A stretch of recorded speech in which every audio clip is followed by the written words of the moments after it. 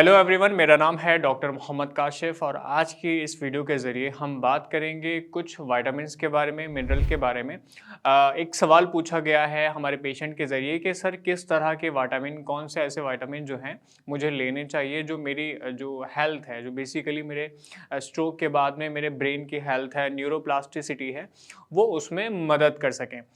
So everyone, सबसे पहले ख़्याल रखना ज़रूरी है कि जो भी ऐसी चीज़ें हैं जो किसी पेशेंट को बताई जाती हैं, जो विटामिन किसी पेशेंट को बताए जाते हैं, ज़रूरी नहीं होते कि वो सेम किसी दूसरे पेशेंट को भी उसी तरह की चीज़ें चाहिए हों। तो ये आपका ज़्यादा आपके डॉक्टर को ऐसे फ़ैसला लेना होता है कि किस तरह की चीज़ें किसी स्ट्रोक के पेशेंट को ज़रूरी हैं। अब बात करते हैं उन ख़ास विटामिन की जो बेहद ज़रूरी हैं आपकी हेल्थ के लिए, आपकी ब्रेन की हेल्थ को बूस्ट करने के लिए, आपकी जो रिकवरी है पैरालिसिस में, उसको कहीं न कहीं बूस्ट करने के लिए। तो उसमें आपका सबसे पहला जो विटामिन आता है, वो है विटामिन डी। तो देखिए, विटामिन डी जो है वो आपके शरीर की हड्डियों की मजबूती के लिए ज़रूरी है, आपकी मांसपेशियों के लिए ज़रूरी है और आपके जो न्यूरॉन्स हैं, उनके लिए ज़रूरी है। साथ में जो आपके ब्लड वेसल्स हैं, जो आपके खून को एक जगह से दूसरी जगह ऐसे लेके जाती हैं, उनके लिए भी आपका जो विटामिन डी है वो बेहद ज़रूरी एलिमेंट है, बल्कि जो आपका विटामिन है वो डी बहुत ऐसे ज़्यादा ज़रूरी है। तो जितने ऐसे हमारे पेशेंट होते हैं वो कोशिश करेंगे कि अपनी डाइट में ऐसी चीज़ें शामिल रखें जिसमें विटामिन डी की मात्रा अच्छी होती है, या साथ में थोड़ी-सी कोशिश करेंगे कि वो धूप लेना शुरू करें, क्योंकि धूप के एक्सपोज़र से, धूप में जाने से ऐसे जो सुबह-सुबह या शाम में जो ऐसे धूप होती है, दोपहर वाली नहीं, तो उस धूप को लेने से भी हमारी बॉडी में जो विटामिन डी के लेवल हैं वो अच्छे हो जाते हैं। जब आप विटामिन डी के लेवल्स को अच्छा कर लेंगे तो इसका सीधा असर आपकी बॉडी के ऊपर यही होगा,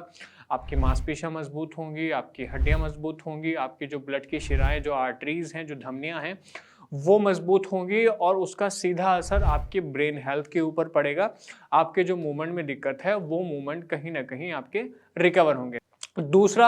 हमारा जो विटामिन है वो है हमारा विटामिन बी12। बी12 देखिए, आप जानते ही हैं कि स्ट्रोक जो है 2 तरह से ऐसे होता है कि एक हेमरेजिक है, यानी नस फट गई, कोई खून बह गया, उसकी वजह से आपके न्यूरॉन्स डैमेज हो गए, या किसी क्लॉट की वजह से आपके जो न्यूरॉन्स हैं उनको सही मात्रा में ब्लड नहीं मिल पाया, ऑक्सीजन नहीं मिल पाई, इस वजह से वो डैमेज हो गए। अब दोनों ही चीज़ों में जब ये चीज़ें हो जाती हैं तो आपके जो और न्यूरॉन्स हैं, जो और जिन न्यूरॉन्स के ऊपर आपकी क्लॉट की वजह से या हैमरेज होने की वजह से असर पड़ा है, या जो न्यूरोप्लास्टिसिटी है, उसके लिए, उसको बूस्ट अप करने के लिए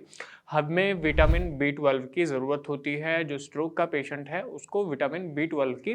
ज़रूरत पड़ती है। अब विटामिन बी12 जो है वो आपके न्यूरॉन्स को मजबूती देता है, वो आपकी एक तरह से जो हीलिंग पावर है उसमें इन्वॉल्व होता है। तो जितने ऐसे हमारे पेशेंट हैं वो कोशिश करेंगे कि अपनी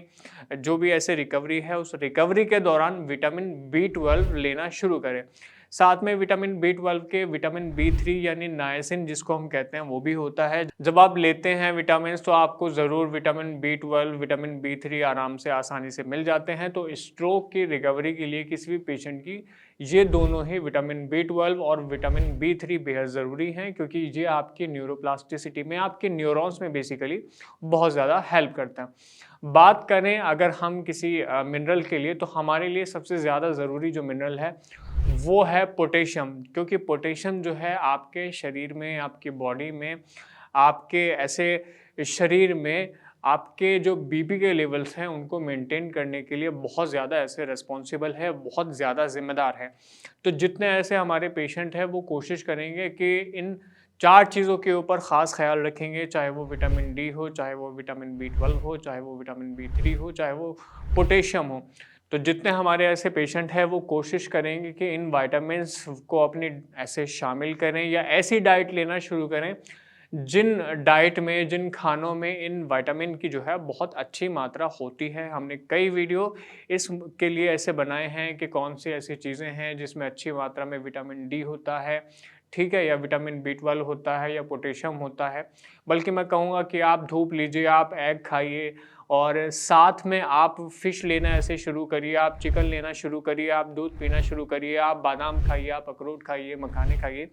इन चीज़ों में अच्छी मात्रा में आपको ये चीज़ें मिल जाती हैं, ये एलिमेंट्स मिल जाते हैं, ये मिनरल मिल जाते हैं। तो जितने ऐसे पेशेंट हैं, जब वो इन लेवल्स को मेंटेन रखेंगे, इन विटामिन के और मिनरल के लेवल को मेंटेन रखते हैं, तो कहीं न कहीं वो अपनी जो रिकवरी है उसको बूस्ट कर पाते हैं। वो अपने जो मूवमेंट हैं उनको अच्छी तरह से रिकवर कर पाते हैं।